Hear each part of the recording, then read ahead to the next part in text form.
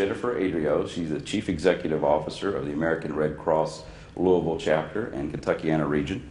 Now, for those of you who don't know our guest, allow me to read some of her bio. Jennifer received a BBA in marketing from the University of Iowa in 1984 and began her nonprofit career with the American Red Cross over 25 years ago.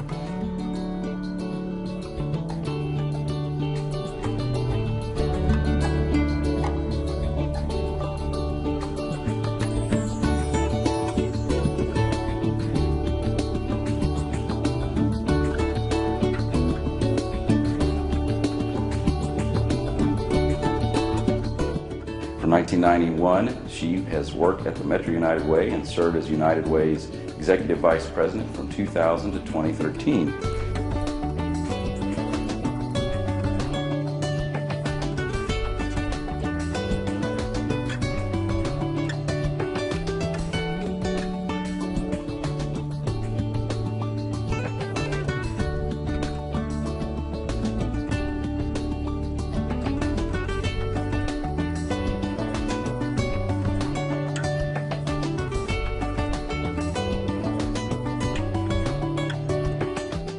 During her tenure at United Way, the organization received several national awards for initiatives in increasing revenues in planned giving and major gift programs.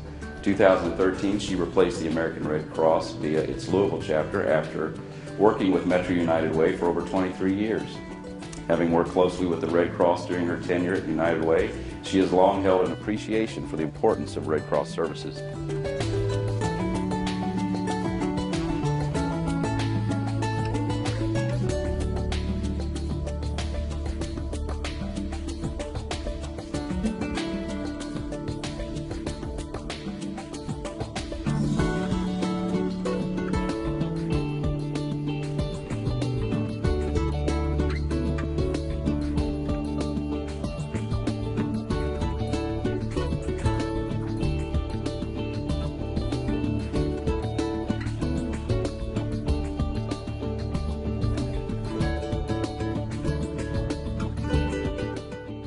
She is an experienced leader and well regarded for her fundraising ability throughout the Louisville area.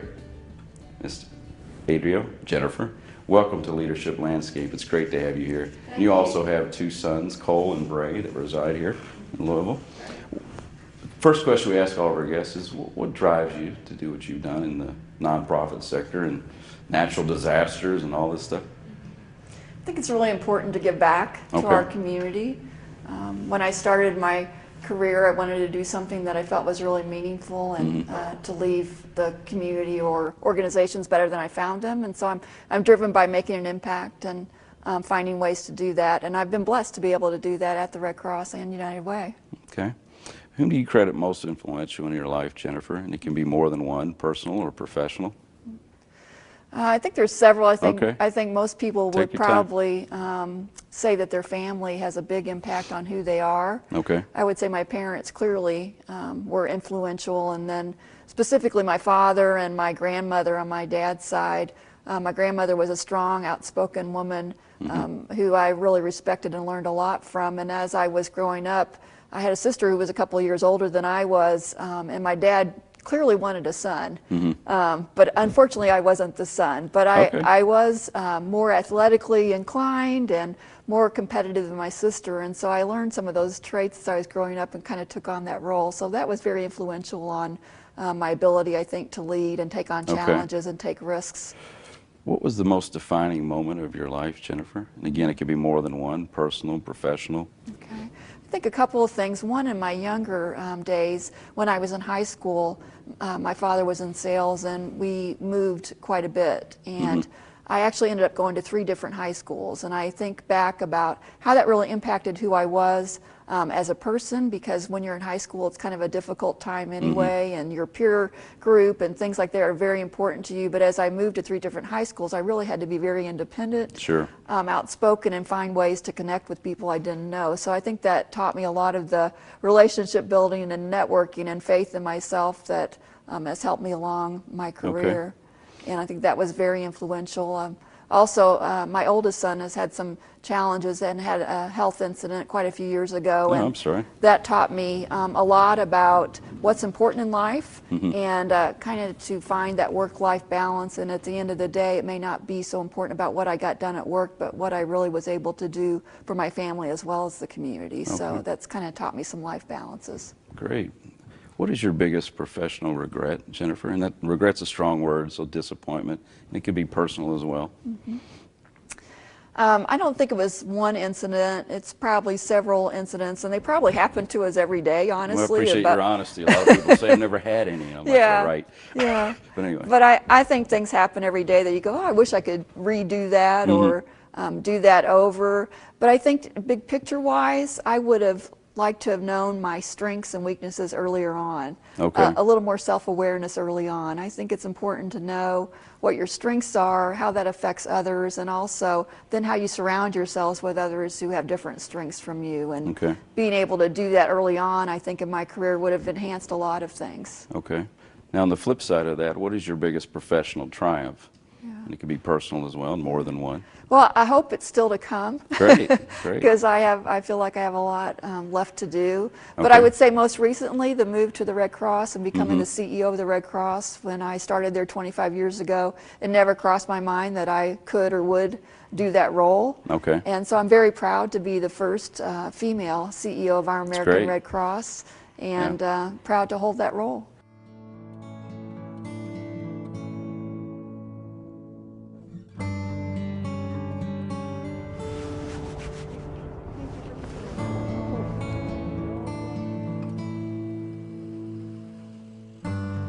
Find out that you have other people that care about you. You find out that you have ways to give to other people. This community has responded unbelievably. At the Red Cross, at the shelter, we had people come in with donations like crazy.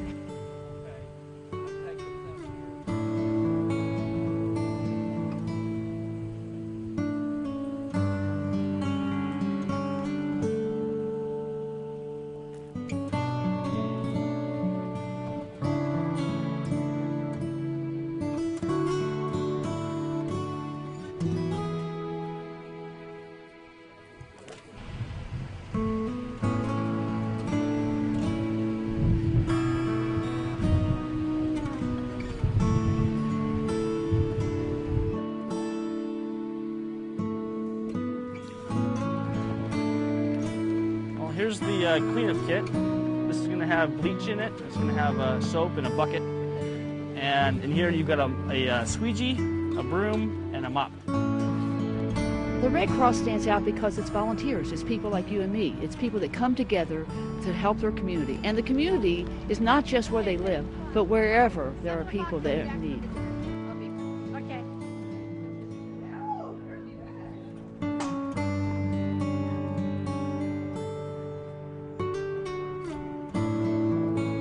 People who have been affected by this, what I hear from people is that, you know, I've sat with a woman who her house was destroyed around her, and she said, oh, well, there's people that need help more than me. What can I do?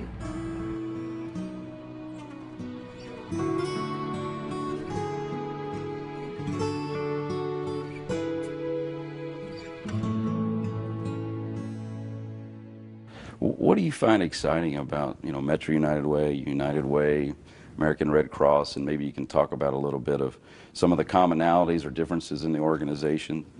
Thought I'd offer that out as well. Yeah. Well, I think there's a lot of similarities, but then of course there's differences. One of the things why I thought it might be a good fit to transition back to the Red Cross is that there's a lot of the similar community leaders that are involved in both organizations.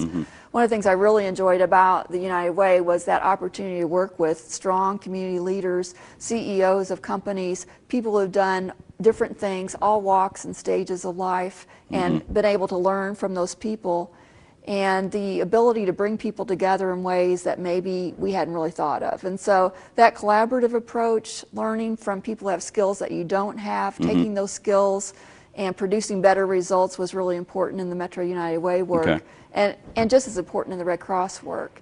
The difference is that at the Red Cross, I clearly have impact on direct services. And through United Way, I was able to help provide impact for direct services, but not have the opportunity to see those or be part of those every day. And so I feel the, I guess, additional pressure of not just raising revenue for the organization, but also making sure that service delivery happens the way it needs to happen. And so that's kind of a new challenge, but also exciting as well. What was the best piece of advice ever given to you, Jennifer? And again, it can be more than one. Yeah. I think it gives great insight into our guests. I have two pieces of advice, and they're probably more things to think about every day, maybe not necessarily always career-oriented, but definitely in your personal life as well. And one of my favorites is, worry is a wasted emotion. Oh, wow. I don't think we've had that one. That's cool. Yeah, and so I think we spend a lot of time worrying about things that we can't do anything about, can't change, sometimes regretting things, and reminding ourselves that worrying about those won't make a difference. It's making a plan and deciding what to do about it, or just letting it go sometimes. Right. That's great so advice. That's one of my favorites. And then my other favorite is take 24 or give it 24, which means give something 24 hours before you respond. Okay. I think sometimes we respond out of emotion or fear or anger or something that's like, oh my gosh, I can't believe that's happening. And sometimes it's best to just relax and give it a chance to sink in and think about it. Yeah, it's the beauty of the draft button with email. You know, you can sleep on it and type it in the middle of the night before you send it. Right. Now, this shows... Or you could also get that to come back sometimes with emails. That's true. Now, can you define leadership in one word in the great English lexicon, as I always say, Jennifer? Yeah. And the show's called Leadership Landscape for a reason, so I think it's insightful, the words you offer. Vision. Okay. I think a leader has to have a vision. There's lots of different traits that leaders have, but if the vision isn't there, it's hard to have people follow. It's hard to make a plan. It's hard to motivate people. So I think the vision is really important. Now, this next question is a mouthful, and it kind of goes to back to the question about vision. Can you define or offer a particular incident or scenario in your own leadership experiences where you utilized your philosophy on leadership? And again, it can be more than one, personal or professional. I wish I could take credit for being my own philosophy, but I think it's really a combination of training I've had, books I've read, mentors I've had along the way. And I think the most recent example is when I came to the American Red Cross. I clearly had some thoughts about where I needed to spend my time or what needed to be done, impressions that I had. And I could have easily come in and implemented change or do ideas that Jennifer Adrio thought were best. But I also knew it was important to learn from others and listen. And sometimes listening is one of the hardest things for people. For me, it is. And so I took time and created some interview questions and went out and talked to the key staff folks and more importantly our board members to ask for their thoughts on the Red Cross. And so some of the questions were things like, why have you been involved with the Red Cross? What keeps you coming back? If you were in my shoes, what things would you focus on? Where are opportunities? Where are challenges? And it's really taken me almost the 6 or 7 months I've been there to complete those interviews, and we'll continue to do those because I've reached out to other community leaders, people who don't have relationships with the Red Cross, people who are donating to us, and try to get their thoughts on the Red Cross because I think it's important to know what perceptions are. And so from all of that feedback, I was able to say, okay, here's the direction that National really wants us to head. Here's clearly the things that need to work on operationally. But how we do that and how we bring people together, those interview questions were able to provide that for me and also allowed me to learn more about those volunteers to say, oh, here's an opportunity to bring them into the organization that maybe we hadn't thought of before. Do you feel like in those experiences in those interview processes that people are telling you what they think you want to hear, or do you think they're pretty forthright? Or is there a mixture? I think it depends on the person. Okay. Yeah. Because I thought I'd offer that out. Yeah, I think it depends on the person. I feel like people were fairly honest about their feelings. And I think because I was new, I really didn't have any baggage. It wasn't, you know, anything negative wouldn't have... Why'd you get this position over what have you? Yeah, it wouldn't have been against me because I hadn't been there. So I feel like people were fairly honest about their feedback. And I think the other thing that helps to do is establish trust too, because while I knew several of the people, several of them we did not know each other. And so those listening sessions and actually seeing something happen from those can develop trust. Okay. This next question is kind of interesting. If you could change one thing in your own life, what would that be?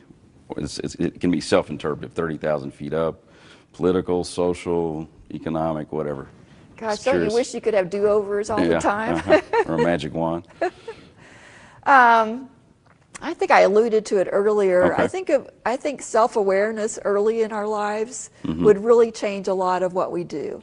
I think we make a lot of mistakes early on, and sometimes it takes us a while to get to somewhere where we feel like we are really being productive or where we can give back, and that may be in our 20s, or it may be earlier than that, or maybe even our 30s. So I think learning more about myself early on and acknowledging what my strengths were and what my weaknesses were would have helped me.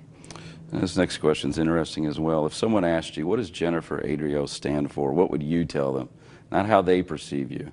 Yeah. What would you say about yourself? Yeah. I think I stand for leaving things better than I found them. Okay. And that's a very broad statement. Sure. But I do feel like everything I do, I try to make a mark on it or impact it in a positive way, hopefully in a positive way. And if I've not done that, then I've not brought anything to the table. Now, we've got some objects here, and I thought I'd take this time during the interview to reference those. Did you want to explain maybe to the audience what these are? Yeah, I'd love to. Sure. So this is... You got it? I don't know. This is actually American Red Cross vest, and it's one that our volunteers wear. So when you see disasters and you see people responding, these are the vests that you'll see our responders have on. And when our local folks drive up to a local fire, a single family fire, they're going to be in the Red Cross vest. Okay. And I think that this, for me, represents leadership because it provides those volunteers that presence of what they're there to do. And I feel like every volunteer that we have at the Red Cross, and honestly, every organization is a leader in their own right, no matter what their responsibility is on that disaster or whatever their response is. And I think it really represents leadership and the brand of the Red Cross and our commitment to volunteers and how we use them. Okay, cool. And the backpack? So, and the backpack is obviously a Red Cross backpack. Sure. But I think this, for me, when we're thinking about props to bring and how I think about leadership, this backpack represents what I would say is leadership for our community and preparedness for disaster. So sometimes people don't think about us being prepared for disaster. That disaster strikes and we're there responding, but if we were all better prepared, the devastation would be less. And so we have backpacks that carry things that people would use in a disaster or needs, batteries. You know, how many do you have all of this in? Yeah, see, there you go. That preparedness. There's even a meal. I was getting ready to say at this point, what's wrong with a snack? You know?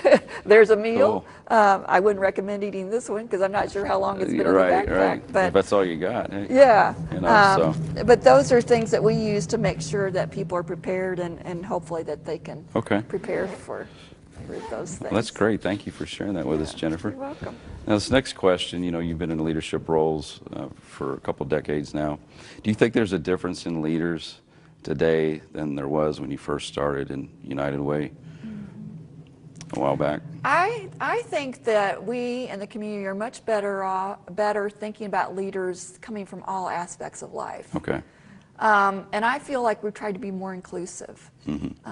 I feel like when I first moved to Louisville, you could typically see the same leaders involved in everything, and it's really important that those same leaders are involved, but really reaching out and finding diverse groups and people and bringing those to the table. I think it's different now. I think we're very aware that that can add to the success of your organization or anything else we're doing, honestly, in the community. And I do feel like leaders now, obviously issues are different and they're constantly changing, and I think we have to be a little bit more resilient. I think we have to be quicker to respond sometimes because of the social environment and all of the technology and instant access to information. We constantly have to be on guard and be prepared. Okay. Now, this next question I like to ask all of our guests is, you're somewhat driving your own bus, but you do work for an organization. If you were granted 2 weeks right today, the Red Cross board said, get lost, put away your cell phone, don't check the email. Where would you go? Who would you take with you? What would you do? Yeah. 2 weeks is a long time. It is a long time. I would try to travel around the world. Okay. Now, that's a lot to do in 2 weeks. Sure. And I would want to hopefully visit almost every beach and ocean. Really? Along those 2 weeks. Now, would you take your boys with you, or would you fly solo? I think, At least you're honest. Yeah, I think it'd be a good time to just venture out alone and you know, intake what's going on around you. That's and cool. learn about different things and be open and kind of have no parameters. Where do you see yourself at the end of your career, Jennifer? I know you're fairly new into this exciting role as the head of the Louisville American Red Cross, but where do you see yourself at the end of this? What might you be doing? Yeah. Well, I hope I'll still be involved at the Red Cross, and whether that's leading this Red Cross or another Red Cross in another community or part of the national organization doing something, you know, I want to be able to contribute in a way that will be successful for me and the organization. So I hope to stay at the Red Cross. That's great. Yeah, I hope so too. Yeah, it's great for the community. Now, we ask this question of all our guests, younger or older, doesn't matter, girl or boy, lady, gentleman. You know, God forbid you walk out of here today, something happens to you. How do you want to be remembered? You know, how would you like to be remembered? I'd like to be remembered that I made a difference in this community through my work at United Way and through the Red Cross and other things that I've been involved in, and that I left the world a better place than I found it. That's great. I think that's a great note to end on.